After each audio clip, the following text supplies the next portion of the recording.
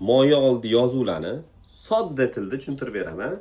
5W30 birinchi qism bo'ladi. Moyi oldi 0, 5, 10 raqamlarni ko'rgansizlar. 0 -35 gradusgacha chitiydi. 5 bo'lsa -30 gradusgacha, 10W bo'lsa -25 gradusgacha chitiydi. 15 bo'lsa -20 gradusgacha, 20 bo'lsa -15 gradus sovuqgacha chidaydi. Ya'ni jelebi bo'lib qotib qolmasdan mashinangizni zavod qilganingizda aylanib berishiga kuchi yetadi degan. Moydagi ikkinchi raqam bu moyi quyi suyuqligini bildiradi. Misol uchun Cobalt mashinada 5V qo'yasizlar. Videoni ko'rdinglar, porshon bilan silindr orasiga soch tolasi sig'madi. Bu ishlagan sari orasidagi farq kengayadi, o'sha soch sig'ib o'tib ketadigan bo'ladi. Ana unda mashinangiz moy yeyotgan bo'ladi, 30 emasda 40 ga quyishni boshlaysiz.